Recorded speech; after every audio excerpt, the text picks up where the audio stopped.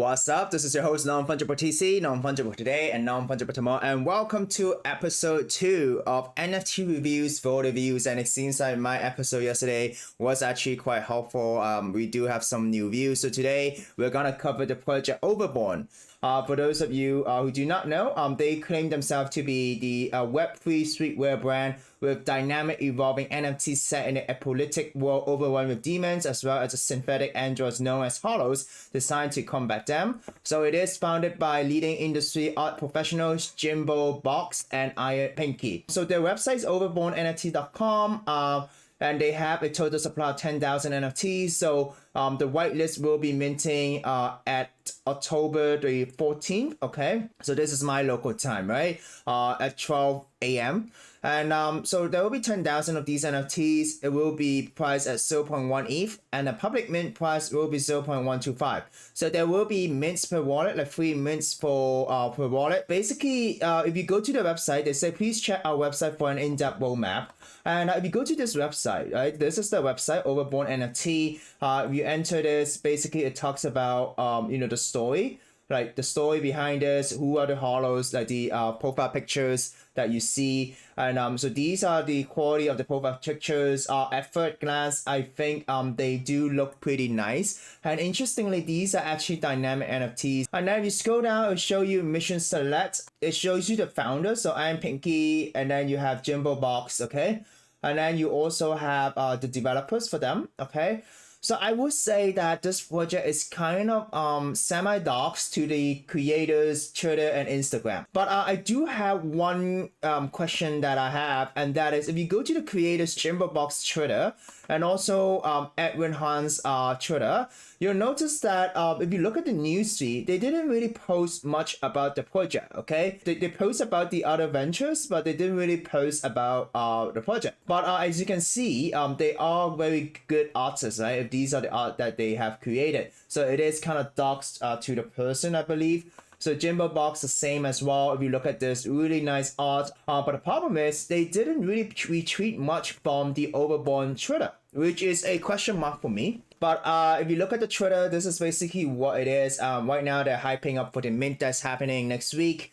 So if you go to the website, if you go here, the roadmap, and basically, like, there's nothing much you see, really. The first one is roadmap, metaverse, and then evolving NFTs, and then giveaway, one tree planted, like carbon neutral type of stuff, roadmap, music album, and then apparel, and then roadmap OVERBORNE, right? So our final goal upon reaching our sales milestone will expand the universe. So what does that mean, right? There isn't a lot of info, but closer to the mint, what happened is that they did post something. So if you go to this link, so it would say that a brief summary of OVERBORNE would be that it's the first project in the space to bring the perfect mix of unique utility, hyped art, quality, team experience, and real life benefit in no way other Web3 projects. So a lot of people do say that. So first of all, some information about the founders. They have worked with top IPs, and so I do think that if these are really the founders, then they will have the network. They have the connections to find the publishers and stuff like that. Because if you go to the website, they are actually selling some fan arts for different animes and stuff like that, which is actually pretty cool if you look at the quality of the art themselves. I am Pinky. The site is under construction. They will have 50 plus trades. They're saying that this is a Web3 brand with Web2 success, so they have done stuff in the past like selling merch. There will be a selling and staking mechanism which provide built-in buying pressure. So this is something that you have to be careful. You have to fully understand what does this mean, right? Why does it create built-in buying pressure? And we'll talk about it. So dynamic NFTs, okay, inventory aperture unlocks through leveling. So there is a leveling system. Community-driven mechanism built in the collection which encourage long-term engagement, long-term vision, yada yada. So is it an art project? Even though the art is certainly eye-catching, they say that it is easy to misinterpret that it is an art project, but what truly is a heavily inspired utility project with real-life benefits and advantages, okay? Here's the interesting thing. This is going to be a dynamic NFT, so it could be easy to describe as an NFT that isn't bound to a single image. So basically, I think that in the future, you can customize the look and feel of your hollow, which is your profile picture, with traits unlocked through a leveling system, okay? So there is a sort of gamification. Tokens can gain experience from being staked or sold for profit. So you can stake the NFT, or you could just sell your NFT. And traits unlocked stay permanently even if transferred to another wallet, okay? So which basically means as a gamification that if they're able to retain the audience, people will continue to level up or stake the NFT to get a specific rare trade and hopefully to sell at a premium. So they're saying that not many projects are doing this, if so not to this level. So while some projects allow you to customize the NFT, generally the item must be all be purchased to allow to be equipped. So OVERBORNE allows you to unlock these items yourself, allowing for an engaging experience for past the mint day. So selling staking mechanism, so whether you mint your OVERBORNE token to make a quick flip or you're looking to be a true holder and a member of a community, both parties are incentivized through the selling and staking mechanism set in place. If the NFT value goes up from a transaction on OpenSea, the difference is immediately converted into the experience in the token.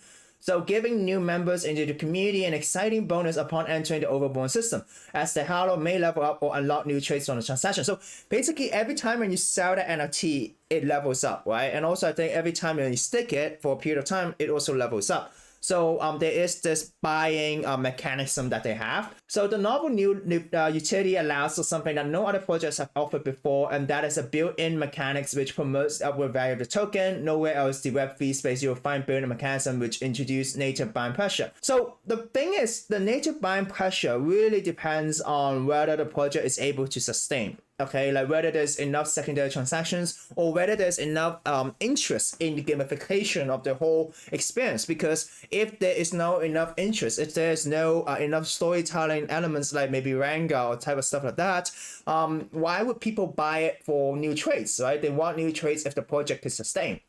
Holders also benefit from this arrangement. They can stake their tokens, earn XP combined with other utilities of the project. Holders get exclusive experience within the community with access to holder apparel drops. So yeah, that would be, so maybe when you level up, you could get wearables, and then we'll see how the market value that airdrops, and maybe airdrops in the artists themselves, as well as transparent updates on the progress of the project. So they have the leveling system. So they reward both holders and sellers using XP as the function that we kind of say about it. So it will be gain for selling and also staking to push the rally and looks to your desire. So the inventory is used to store the items with your holo that has unlocked it so far. So easy accessible from the website that you'll be able to customize the holo, right? Future designs and collaboration with existing Web2 brands may also find a way in your inventory.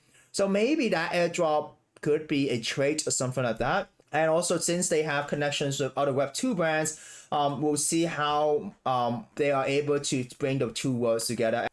So stats are affected by the holos lower at the levels. Currently a vanity system that are in place for potential future expansion routes. So Web3 brand with Web2 experience, so they do have created some sort of merchandise in the past. So personally, I do think that website, they could update it to really reflect the things that I've seen on this Medium article, but this Medium article actually just came out today. So guys, I decided to record this after editing my video, and I think it will be helpful to create a summary of some of my thoughts with regards to the project. The first one, as you can see, is that would founders be comfortable with sharing more about the Web3 ventures to the Web2 audience to give more confidence to potential holders? Because as you can see on the Twitter and also on the Instagram, they didn't really retreat much from OVERBORNE or share much about OVERBORNE project. So I think there could be a possibility that this is kind of like a side project, but if they're able to share more with the Web2 audience, it is definitely gonna consolidate the brand and let people know what they're doing.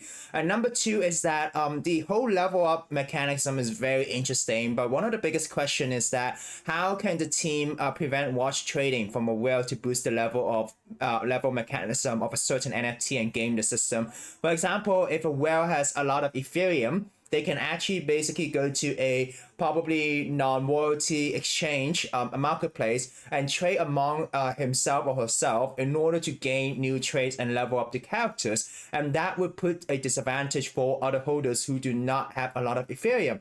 So this is unique to this project because of this level up mechanism.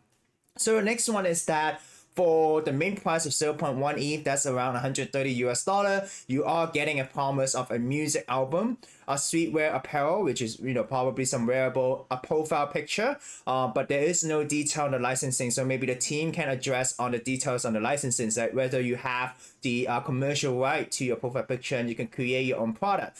And the fourth one is planting trees. Not sure if that is a big selling point to the holders. The fifth one may be more interesting, which is the profile picture gamification, level up, and inventory mechanism.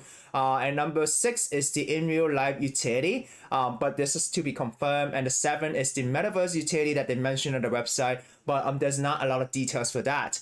And finally, the mint price is 0.1 ETH. So the team is planning to raise 1,000 Ethereum, which is equivalent to 1.3 million US dollars. Is this sufficient to build a IP with 1.3 million US dollars? And also, besides that, music, is there gonna be anime? Is there gonna be comics? Or is there gonna be some medium that's more mass reaching to create the brand value? And these are just some concerns that I have and some questions that I have when I look at this project. This is your host, Non-Fungible TC, signing out.